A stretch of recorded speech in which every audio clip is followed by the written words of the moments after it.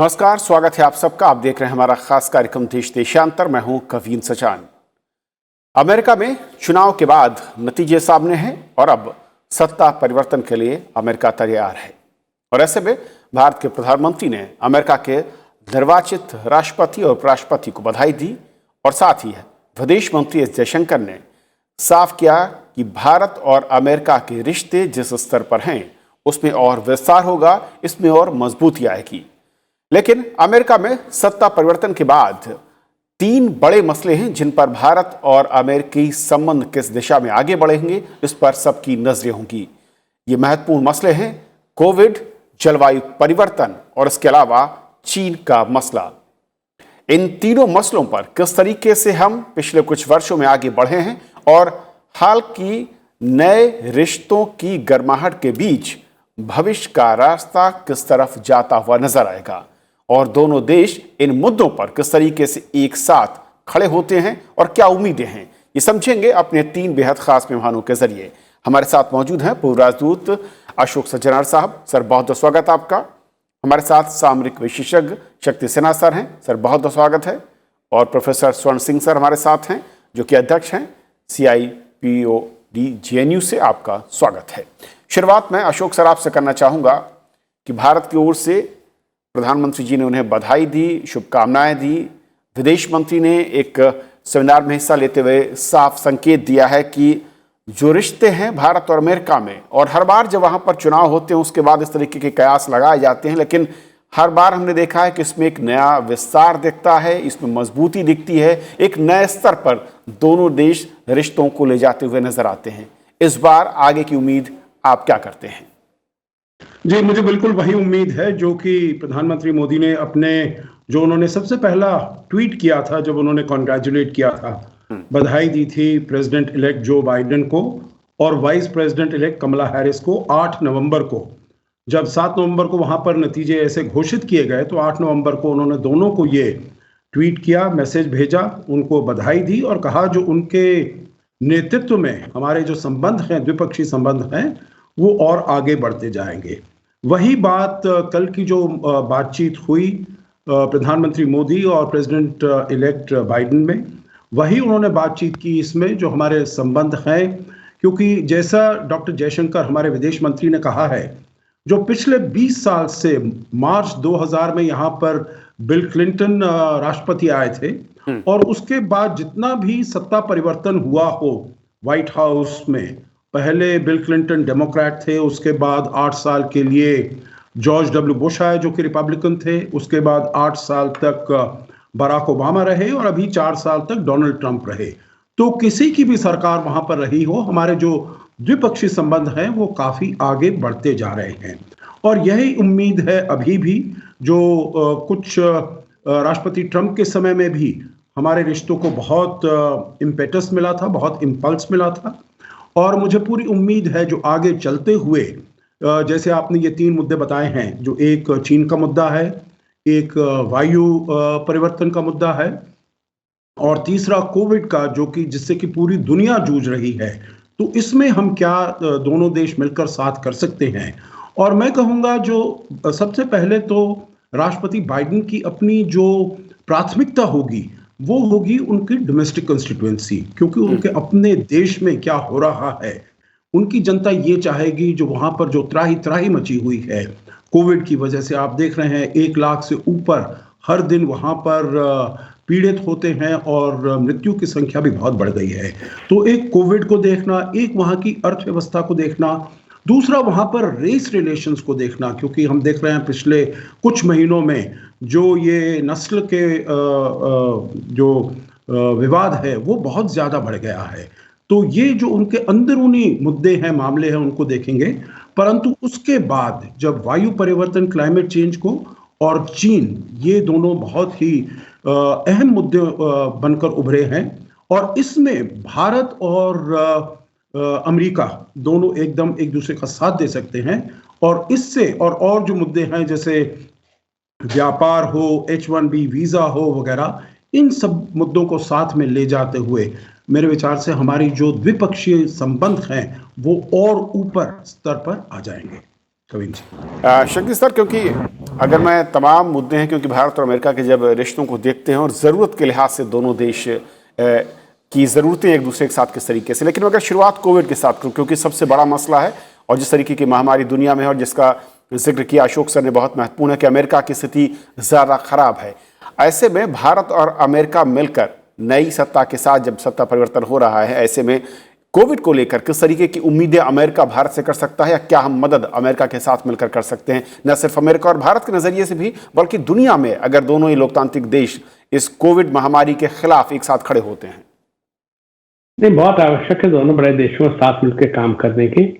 अभी अमेरिका में जो मॉडर्ना वैक्सीन की बात हो रही है कि 95% तक उसकी सफलता हो रही है, अगर ऐसी बात है तो उसकी और टेस्टिंग की जरूरत पड़ेगी और भारत अपने प्रोटोकॉल्स को जगह में रखते हुए साथ काम करना चाहिए सब मामले में, क्योंकि कोरोना ऐसी चीज है, कोविड ऐसी चीज है जिस आप जो चीज सोच, अर्थव्यवस्था की बात आप कर रहे हैं, क्या कोरोना से नहीं जुड़ा हुआ है, तब भी प्राथमिकता कोरोना को देना, साथ काम करना, और ना केवल भारत और अमेरिका को जो करना ही है, बल्कि मिल करके WHO उनमें भी जब परिवर्तन आने की आवश्यकता है कि WHO की क्रेडिबिलिटी बहुत गिर गई है, मगर WHO एकमात्र ऐसा प्लेटफॉर्म है जो हम सभी को जोड़ता है, तो उसको किस तरीके से इफेक्टिव किया जाए। ट्रम्प साहब बाहर निकल गए थे, बाइडेन कहे कि हम दोबारा जाएंगे, जा पाएंगे, सेनेट अलाउ करेगा, ये सब बहुत उनके सामने चुनौतियां हैं। मगर विश्व में ना केवल हम दो बड़े देश हैं, बाकी देशों में भी बहुत रिसर्च हो रहा है और इन सब को हमें जोड़ना है, सिनर्जी लानी है, क्योंकि ये महामारी जैसे लोग सोचते थे जाड़ा आते आते शीत आएगा खत्म हो जाएगा, वो हो नहीं रहा, तेजी से बढ़ रहा है, दोबारा सेकेंड वेव, थर्ड वेव सब जगह आ रहा है। तो इसलिए मेरे ख्याल से इसको प्राथमिकता देने की और साथ काम करने की बहुत ही आवश्यकता है। स्वर्ण सिंह सर, क्योंकि जब कोरोना की बात होती है और ऐसे में जिस तरीके से रिसर्च का काम अमेरिका में चल रहा है, और लेकिन WHO की भूमिका, जैसा कि कहा शक्ति सर ने, बहुत महत्वपूर्ण रही है और आगे भी रहने जा रही है, क्योंकि इकलौता संगठन है जो कि दुनिया को जोड़ता है स्वास्थ्य के नज़रिए से। लेकिन अमेरिका का उससे बाहर आना और ट्रंप साहब के कार्यकाल में जिस तरीके से वहाँ पर आरोप लगे, नई सत्ता के लिए अमेरिका में WHO के साथ मिलकर खड़ा होना और उसमें भारत की भूमिका या फिर अमेरिका, दोनों को मिलकर कैसे देखते हैं आप? देखिए, ऐसा है, बार बार ये कहा गया उनकी इलेक्शन कैंपेन में कि जो बिडेन मल्टीलैटरलिज्म को दोबारा से ताकतवर बनाएंगे, अपने अलायंसेस को दोबारा से एक पुनर्जन्म देंगे।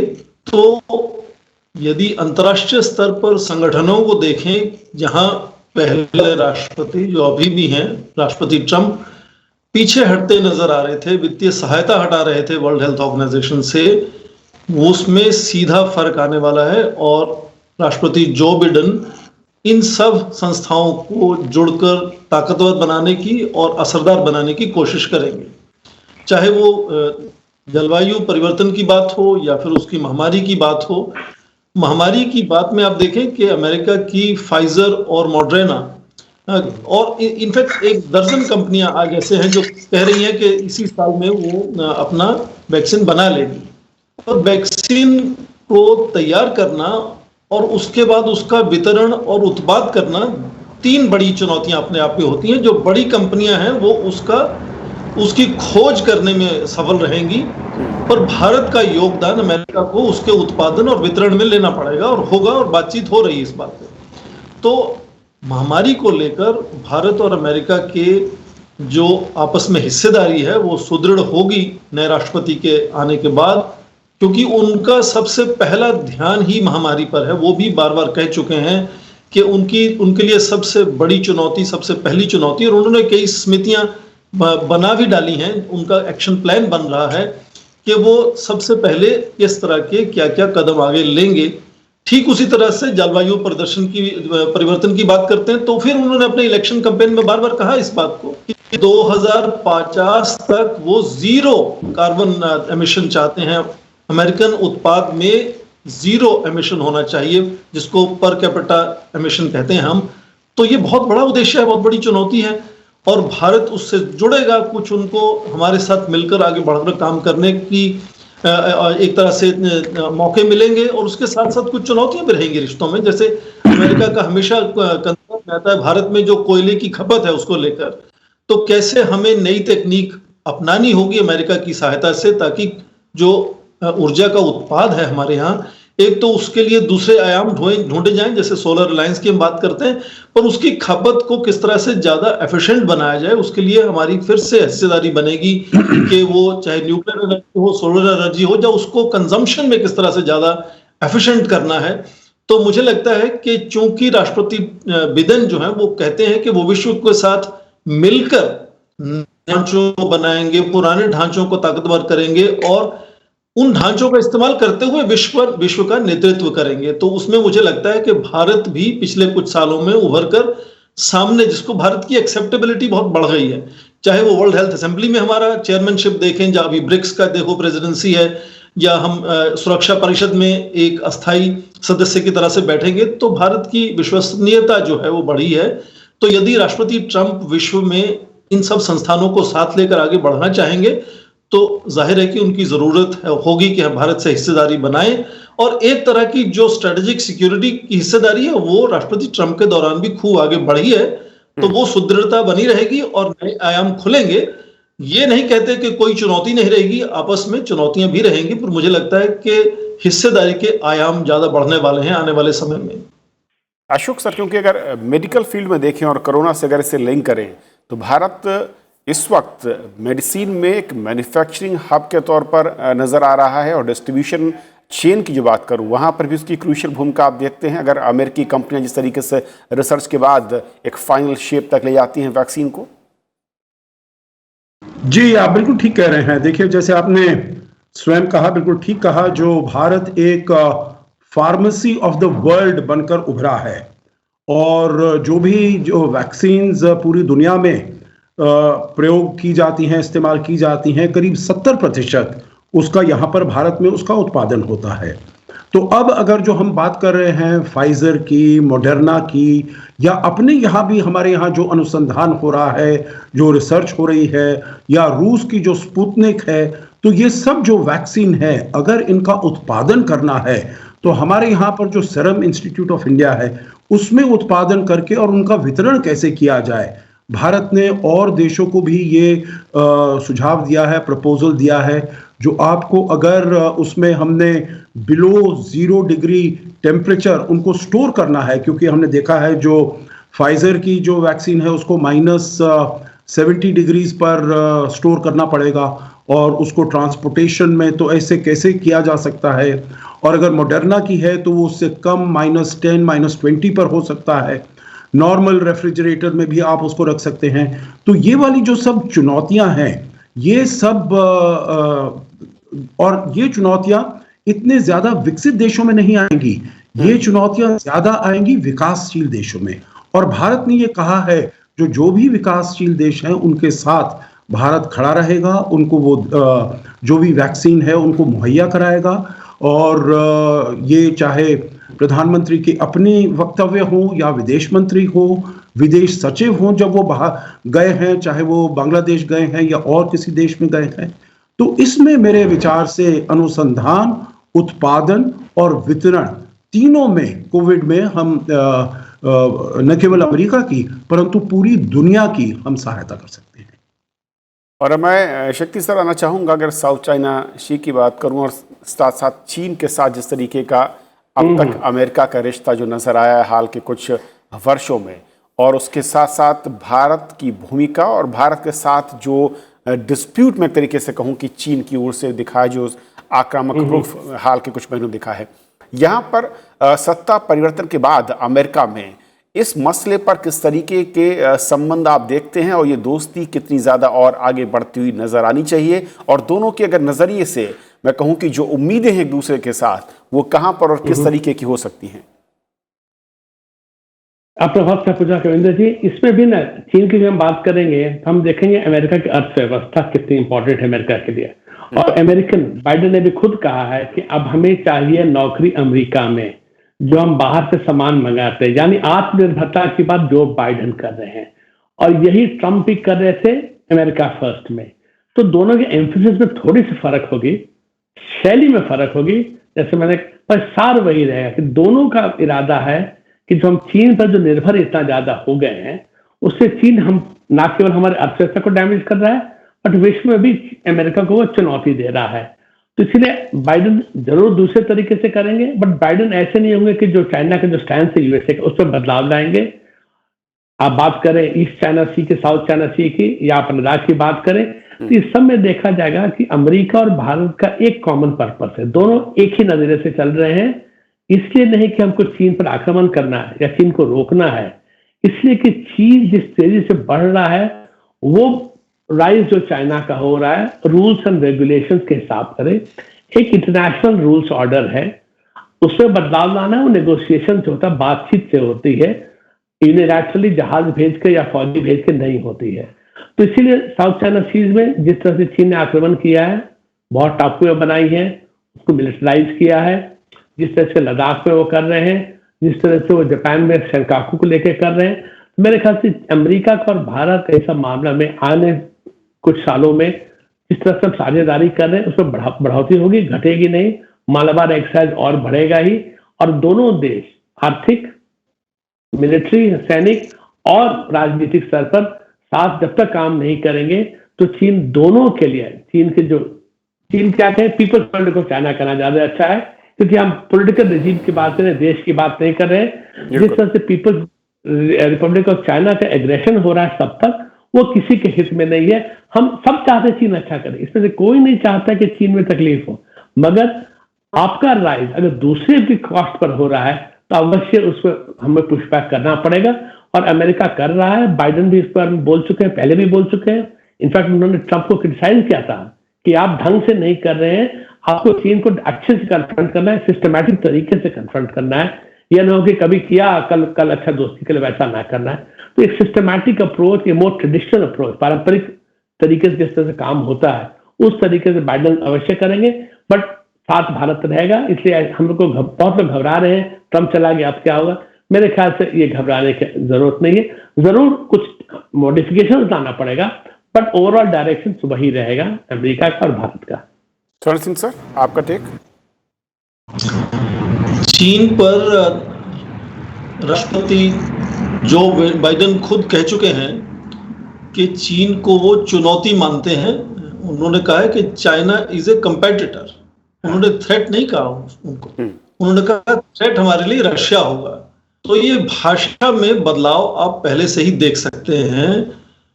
मुझे लगता है कि बाइडेन जो है वो ज्यादा सुलझी हुई चीन की नीति पर सामने आएंगे। मुझे लगता है अमेरिका में खासकर चीन को लेकर जो नीति है उसमें सबसे बड़े विद्वान हेनरी किसिंजर 97 साल के हैं, उनको माना जाता है।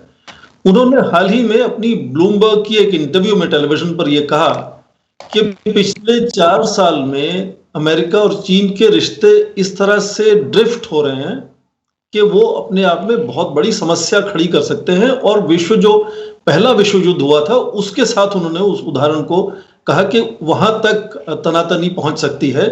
इसलिए उन्होंने कहा कि आने वाले राष्ट्रपति जो बाइडेन को चीन की नीति के बारे में बहुत सोचना होगा। और मुझे लगता है कि एक जो हाइपर एक्टिव, विम्सिकल, कन्फ्रंटेशनलिस्ट, पर्सनलाइज्ड जो डिप्लोमेसी हमने देखी पिछले 4 साल में, उससे हटकर अब ये संस्थापक के नजरिए से इंस्टीट्यूशनलाइज्ड अप्रोच एक होने वाली है। चीन से यहां जहां दोस्ती और हिस्सेदारी बन सकती है बनाइए, यहां उसको रोकना है, अंकुश लगाना है, वहां अंकुश भी लगाइए। तो ये जो जिसको कॉन्गेजमेंट अंग्रेजी में कहते हैं कि एंगेजमेंट भी रहेगा और उसके एंगेजमेंट के चलते ही कंटेन करने की कोशिश की जाएगी।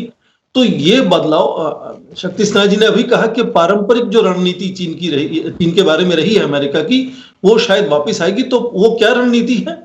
आप देखें कि पहले हेनरी किसिंजर बिना बुलाए गए थे चीन में जुलाई 1971 में, अगले साल निक्सन और वो गए बिना बुलाए, फिर से रिश्ते भी कायम नहीं थे उस वक्त। तो चीन के साथ कहां झुकना है, कहां कॉम्प्रोमाइज करना है, ये पारंपरिक रणनीति रही है। थियाननमेन स्क्वायर के बाद भी आप देखें, वहां के नेशनल सिक्योरिटी एडवाइजर वो एक तरह से फिर सीक्रेटली एक कार्गो प्लेन में बैठकर अमेरिका से बीजिंग आए थे, स्कोक्रॉफ्ट उनका था। तो जहां उनको चीन के साथ कंप्रोमाइज करना है, ये पारंपरिक रणनीति वैसी लौट के आने वाली है। और चीन के साथ तालमेल उनका यदि ये कहें कि स्टेबल होता है, अच्छा हो जाता है, कंपटीशन रहेगा, प्रॉब्लम्स भी रहेंगी, वो सब देशों में रहती हैं, तो उसका भारत पर क्या असर पड़ेगा कि ये जो इतनी तनातनी चीन के साथ राष्ट्रपति ट्रंप के समय में रही, उससे भारत के साथ उनके कम से कम रक्षा सुरक्षा के रिश्ते बहुत तेजी से आगे बढ़े, उन पर क्या असर पड़ेगा, शायद ये हमें सोचने की जरूरत है इस वक्त कि यदि पारंपरिक रणनीति वापस आती है, ये प्रेडिक्टेबिलिटी और मैनेजेबिलिटी बढ़ती है अमेरिका चीन के रिश्तों में, तो भारत पर उसका क्या असर होने वाला है? क्या कुछ नए ऐसे रास्ते खुलेंगे हमारे लिए? क्या पुराने कुछ रास्ते बंद होने वाले हैं? तो हमारे लिए भी एक तरह से चुनौती हो सकती है, पर ये नहीं कि रिश्ते हमारे कहीं खराब हो जाएंगे, क्योंकि रिश्ते दोनों पार्टियों का समर्थन उन रिश्तों, भारत और अमेरिका के रिश्तों को आगे ले जाने के लिए इंस्टीट्यूशनलाइज हो चुका है। सबसे बड़ा 2+2 हर साल उनका विदेश मंत्री और रक्षा मंत्रियों का आपस में बातचीत होती है, तो कोई चिंता नहीं है, पर यह बदलाव कैसे असर लाएगा भारत और अमेरिका के संबंधों में, ये इस पर ध्यान देने की कोशिश करनी होगी। एक आखिरी राउंड सर, जिसमें मैं चाहूंगा अशोक सर आपसे शुरुआत की, चाहे वो क्लाइमेट चेंज का मसला रहा हो, अमेरिका का उससे बाहर निकलने का फैसला, लेकिन भारत की ओर से ग्रीन एनर्जी को लेकर जो किए जा रहे तमाम प्रयास हैं, उसमें किस तरीके से अब अमेरिका वापस एक बड़े रोल या भूमिका में दिख सकता है, और दूसरा कि किस तरीके से जो तमाम अंतर्राष्ट्रीय मंच हैं, उन मंचों की भूमिका, उसमें रिस्ट्रक्चरिंग की बात जो भारत लगातार करता रहा है, उसको अमेरिका के जो इलेक्टेड प्रेसिडेंट हैं उनका सहयोग, जो उनकी जो लाइन है, वो किस तरीके से मदद करती हुई नजर आ सकती है? जी, ये दोनों प्रश्न आपके बहुत महत्वपूर्ण हैं कविन जी, परंतु अगर आप मुझे थोड़ी इजाजत दें तो चीन के ऊपर जो हम बात कर रहे थे, मैं थोड़ी सी उसके ऊपर बात करूंगा। जी बिल्कुल। और वो मैं ये कहना चाहता हूं, देखिए, जो बाइडेन ने शी जिनपिंग को कहा है जो वो एक ठग है, तो मतलब आप देख सकते हैं, उन्होंने कहा ही इज अ ठग, तो उसके अगर किसी दूसरे देश के राष्ट्रपति के लिए अगर उन्होंने इस शब्द का इस्तेमाल किया है, तो आप देख सकते हैं जो उनकी नीति है बड़ी टफ होने वाली है।